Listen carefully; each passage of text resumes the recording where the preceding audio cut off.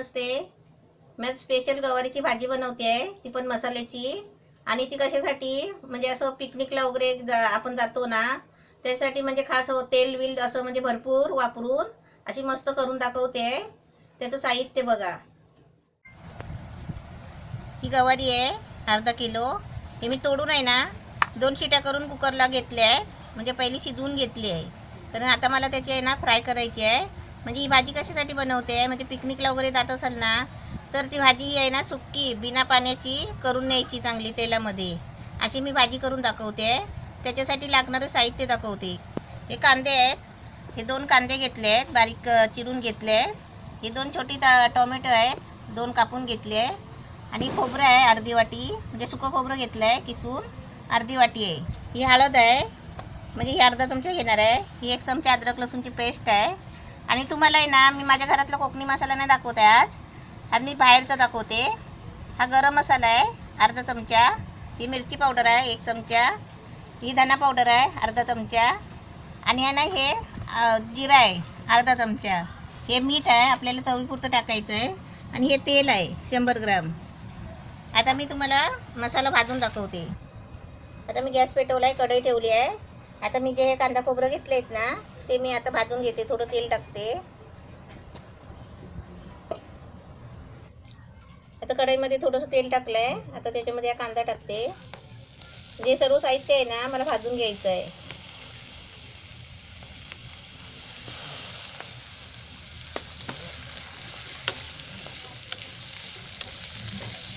कांदा थोडा अर्धा भाजला ना, मग त्याच्यामध्ये खोबरं आणि टोमॅटो टाकायचे आहे.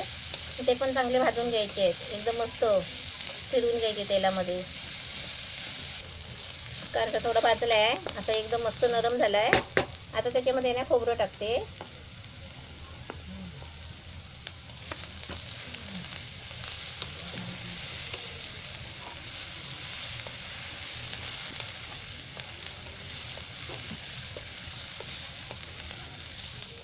हे मी आता सुकं खोबरं घेतलं आहे.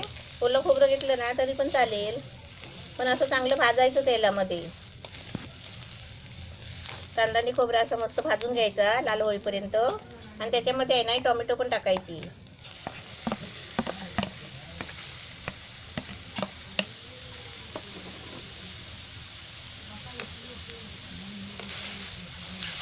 आता टोमॅटो आहे ना चांगली एकदम सुकेपर्यंत भाजून घ्यायचं. टोमॅटोतलं पाणी आहे ना हे सगळं ते सुकून गेलं पाहिजे. याचा मसाला चांगला भाजून घ्यायचा. आता मी गॅस बंद केला आहे. आणि आता काढून ताटामध्ये थंड करायला ठेवते पंख्याखाली. आणि नंतर भाजी करायला घेते. आता मसाला आहे ना थंड झाला ना, ते मिक्सरला आहे ना बारीक वाटून घ्यायचं. म्हणजे बारीक म्हणजे पाणी टाकून थोडं गरगरीत करून घ्यायचं. आणि तुम्हाला दाखवते वाटून वगैरे. आता कढई पण ठेवली आहे. आता त्याच्यामध्ये आहे ना पहिलं तेल टाकते.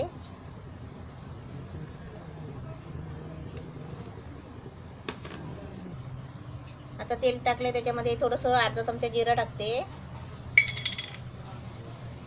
हे अद्रक लसूणची पेस्ट आहे. काय नाही ते अद्रकचं काय.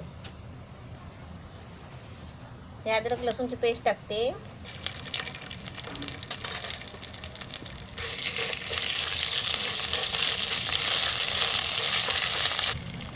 हा मसाला आहे ना मी सगळं वाटून घेतला आहे. खोबरं, कांदा आणि टोमॅटो याचं बारीक पेस्ट बनवून घ्यायची. असं थोडं पाणी टाकून चांगलं असं गरगरीत करून घ्यायचं. आता मसाला आहे ना आता मी तेलामध्ये टाकते.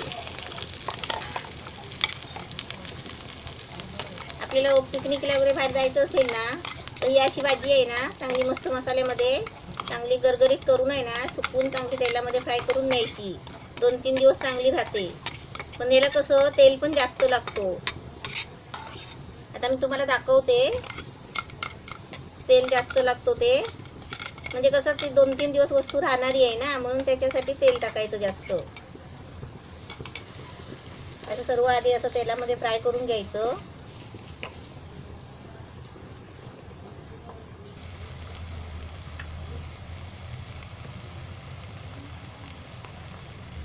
त्याचं थोडंसं आहे ना हे भांडं आपलं मसाल्याचं असतो ना, तो थोडंसं तेल म्हणजे असं पाणी टाकायचं त्याच्यामध्ये आणि ते भांडं घ्यायचं. आता हे आहे ना मसाला म्हणजे एकदम सुका करून घ्यायचा आहे.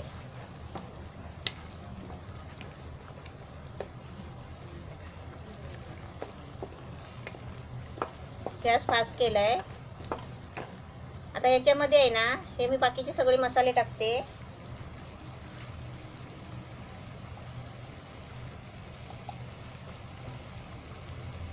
थोडी हळद टाकते. हा मिरची मसाला 1 चमचा. हा गरम मसाला आहे 1 चमचा. ही धना पावडर आहे अर्धा चमचा.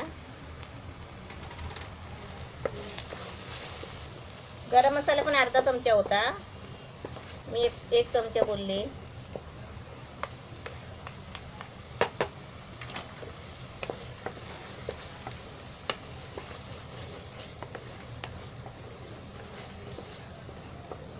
मसाला चांगला आहे ना, असं चांगलं भाजून घ्यायचा.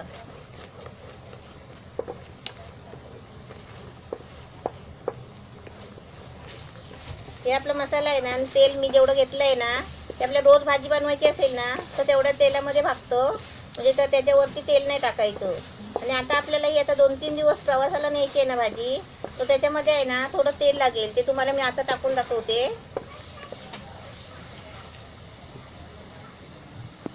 हे असं तेल टाकायचं, म्हणजे भाजी कशी पूर्ण तेलकट असली ना मग ती खराब नाही होत. आणि मसाला चांगला तरतरायला द्यायचा. आता याच्यामध्ये आहे ना मी गवारी टाकते. हे गवारी 2 शिट्या करून घेतले कुकरला, एकदम पाणी नाही आहे जास्त.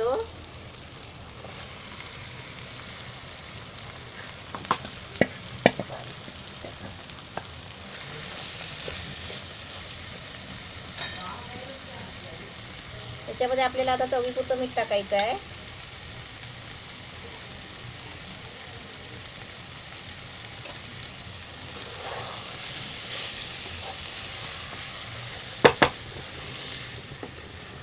आता अशी आहे ना छान त्याला मसाला लागेपर्यंत अशी जरा हलवत राहायची आणि एकदम मस्तपैकी तरसवून काढायची आहे भाजी.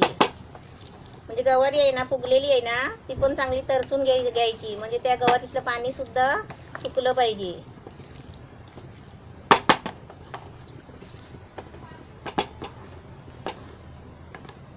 आता ही 2 मिनिटं आहे ना जरा झाकून ठेवते.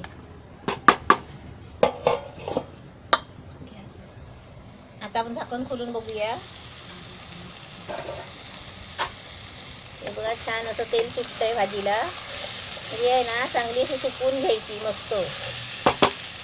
जे तरतरतंय ना आवाज येतोय ना तो आवाज नाही आला पाहिजे. अशी चांगली मसाला लावून असं कडेनी सगळं एकत्र करून मसाला सगळं भाजी भाजून घ्यायची चांगली. आता गॅस जरा बारीक करते.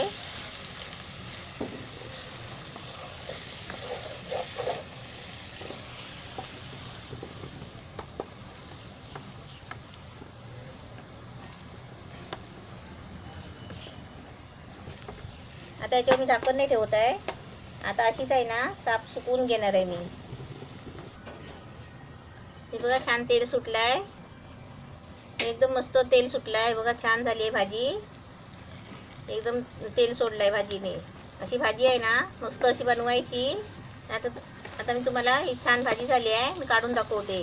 आणि तुम्हाला अजून एक तुम्हाला ही भाजी आता पिकनिकला वगैरे न्यायची आहे ना तर ती कशी न्यायची माहिती आहे का? ही पिशवी आहे 1/2 किलोची. ही भाजी पूर्ण आहे ना तेल टाकून हलवत राहिल्यावर आहे ना 9 मिनटं झाली बरोबर. आणि मसाला पण सगळं प्रत्येक भाजीला लागलेला आहे.